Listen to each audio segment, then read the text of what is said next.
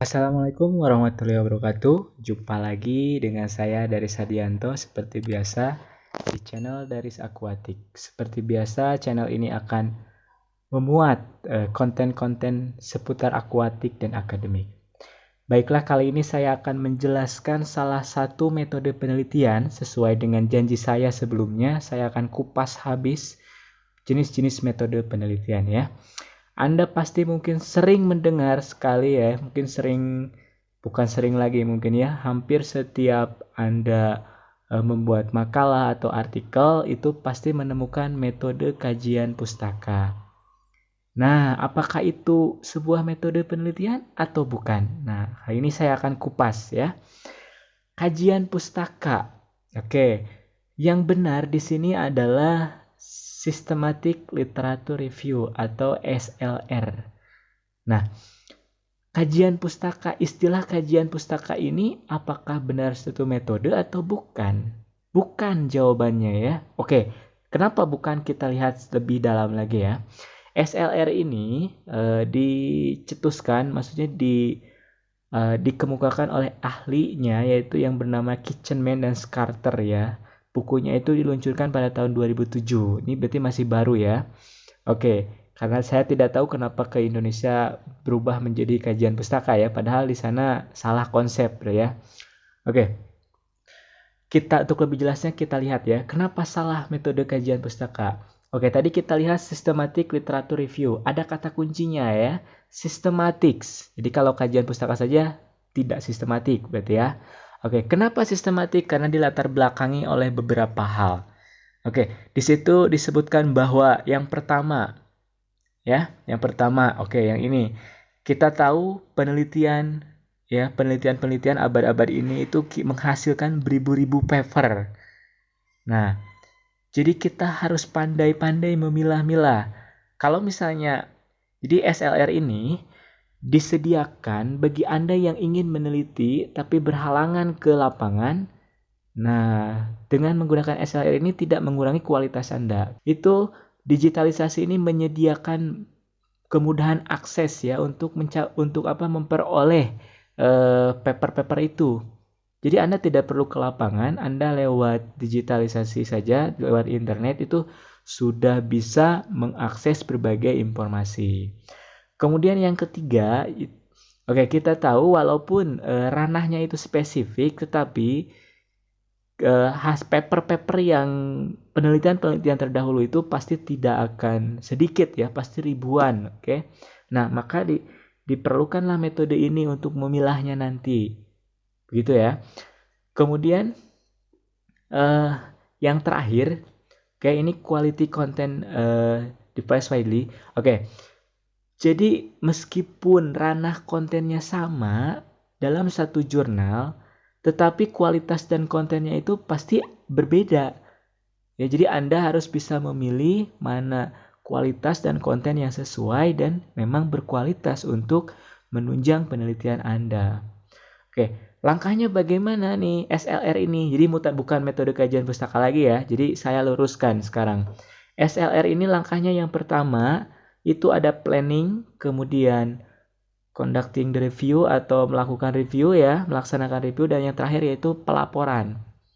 Oke, jadi ada tahapannya. Jadi tidak sembarangan Anda comot sana, comot sini disatukan jadi sebuah penelitian. Ini tidak bisa seperti itu. Oke, saya mulai dari planning ya. Oke. Jadi ini langkah-langkah ini tuh harus dilakukan secara sistematis, tidak boleh acak ya. Planning itu yang pertama, itu Anda harus mengidentifikasi ya kebutuhan review Anda. Anda butuhnya itu review tentang apa, begitu ya. Kemudian yang kedua itu ini yang penting nih. Anda harus membuat specific research question. Artinya itu Anda membuat rumusan masalah. Kemudian yang ketiga itu Anda harus mengembangkan jadi meskipun specific question tapi harus mendalam gitu ya. Jadi contohnya konsep literasi. Literasi yang dimaksud itu harus sampai mendalam ke akar-akarnya, sampai terjawab rumusan masalah Anda. Oke, jadi itu ya. Jadi yang penting itu adalah research question kalau dalam SLR ini, karena itu akan memandu Anda. Kemudian yang kedua itu pelaksanaan apa? Yang pertama Anda tentu harus mencari studi-studi yang relevan, paper yang relevan. Oke, jadi penelitian-penelitian yang relevan Anda cari. Ini bisa juga digunakan untuk metode ini bisa juga digunakan untuk semua berbagai kasus ilmiah ya. Jadi bukan hanya artikel saja. Kemudian yang kedua, seleksi pemilihan papernya. Jadi setelah Anda mencari yang sesuai, dipilih lagi ya. Jadi yang lebih sesuai lagi. Kemudian yang ketiga, dipelajari kualitasnya. Oke, jadi dipilih lagi mana yang pokok, kemudian dipelajari kualitasnya. Apakah bagus atau kurang begitu ya. Mungkin Anda bisa menilai sendiri. Kemudian yang ketiga, oke, mulai mengekstrak ya, mulai memilah-milah data yang mana yang penting, mana yang tidak. Kemudian mulai memantau, melihat-lihat. Oke, mana yang data yang support untuk penelitian Anda. Dan yang terakhir baru kita sintesiskan data. Kita ramu menjadi pelaporan yang baru ya. Jadi kita ramu, kita kumpulkan. Oke, kita sintesiskan, kita simpulkan dari hasil mereview literatur. Nah, yang terakhir baru pelaporan. Pelaporan di sini, oke, jadi reporting dan review ini harus sesuai dengan regulasi. Contohnya misalnya gini, regulasi yang dimaksud ini itu aturan gaya selingkung ya. Jadi kalau misalnya Anda ingin melaporkan, mereport dengan gaya selingkung dengan gaya jurnal salah satu tertentu, nah itu Anda harus ikut gitu. Oke. Nah, untuk lebih jelasnya kita lihat ya. Oke, FLAN. Di sini yang tadi saya sebutkan, specifying research question ini Anda harus menentukan rumusan masalah yang benar-benar spesifik. Karena ini nantinya akan memandu Anda. Anda akan mencari apa, Anda harus mencari apa di review-review di literatur-literatur terdahulu. Jadi ini akan memandu Anda kemana arahnya gitu ya. Kalau misalnya pertanyaan ini tidak jelas, tidak spesifik, Anda akan bingung. Anda harus mencari apa. Gitu ya.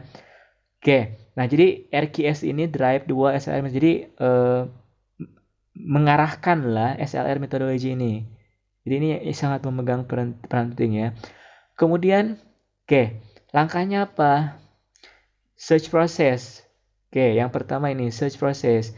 Pelajari ya, primary study must address RQS. Jadi pelajari literatur ini harus langsung ya ditujukan kepada pertanyaan. Jadi pilih-pilihnya itu harus langsung. Ini bisa menjawab atau tidak. Kemudian ekstrak data. Jadi data-data item ini harus menyupport jawaban-jawaban dari RQS. Jadi harus benar-benar menjawab. Oke. Kemudian yang ketiga, oke, ini baru kita data analisis sintesis. Nah, ini supporting ini jadi harus benar-benar menjawab rumusan masalah. Oke, kemudian yang ketiga ini data analisis sintesis. Ini bagaimana caranya supaya si RQS ini bisa terjawab. Oke, Anda ramu, Anda analisis, Anda sintesiskan sehingga menjadi satu ramuan baru dan cocok untuk menjawab pertanyaan Anda. Begitu ya, jadi Anda tidak dilarang untuk mencari literatur. Ini itu salah satu metode, tapi yang tidak boleh itu COFAS, oke? Kemudian apa yang membuat RQS ini bagus? Oke. Kita lihat. Yang pertama, research question itu harus bermakna dan penting ya bagi para praktisi atau para peneliti. Oke. Jadi RQS di sini sangat memegang peranan penting. Jadi jadi pertanyaannya jangan ngambang gitu ya. Ya, pertanyaan tidak penting tidak perlu dicari kan, berarti harus memang benar-benar penting di sini. Dia harus memang benar-benar bermakna dan penting bagi para praktisi. Kemudian research question juga ini harus mampu mengubah praktik sekarang ini dengan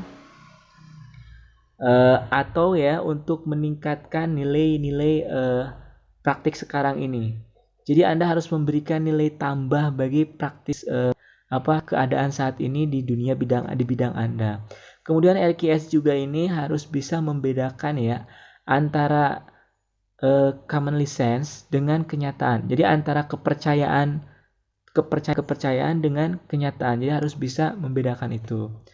Oke, apa saja yang harus dilakukan untuk mencapai itu, untuk mencapai RQS yang bagus? Ini salah satu metode yang disarankan oleh Patrick Crew dan Roberts ini dengan metode VCOC disingkatnya ya. Population, Intervention, Comparison, Outcomes, and Context. Hampir mirip dengan metode-metode lain tetapi konteksnya beda. Oke. Populasi misal. Oke, saya jelaskan satu persatu ya. Population. Populasi yang dimaksud di sini adalah apa target Anda? Oke, target Anda ke ingin menginvestigasi tentang apa begitu ya. Jadi kan nanti ada bidang-bidangnya, bidang humaniora itu di mana, apakah literasi, apakah gender, apakah language atau language acquisition. Nah, itu tuh populasinya. Anda tentukan Anda ingin meneliti artikel-artikel tentang apa gitu kan. Itu kan banyak sekali artikel-artikel tentang itu ya. Kemudian intervensi. Oke, intervensi maksud di sini adalah Anda ingin mencari treatment apa dalam yang ingin Anda teliti begitu ya. Contoh misalnya saya ingin mencari populasinya bilingualism. Jadi saya harus penelitiannya itu berarti tentang paper-paper tentang bilingualism ya. Nah, saya berarti harus mencari bilingualism dengan menggunakan metode apa? Misalnya one language, misalnya di sekolah dia melakukan penelitian di satu sekolah yang menggunakan metodenya one day one language. Nah, saya cari metode itu, intervensi itu. Oke, intervensi itu treatmentnya. Bagaimana sih hasilnya? Nah, comparison, bandingkan. Saya meneliti one day one language membandingkan dengan intervensi yang lain ya. Melalui apa? Melalui yang tadi ya. Oke, kemudian selanjutnya yaitu outcomes. Oke. Outcomes di sini yaitu hasil ya. Oke, tadi ya sudah saya ini. Outcomes di sini yaitu hasilnya bagaimana, kemudian konteks ya. Konteksnya bilingualism itu pendidikan formal atau informal. Kayak ini contoh yang saya singkat ya tadi populasi.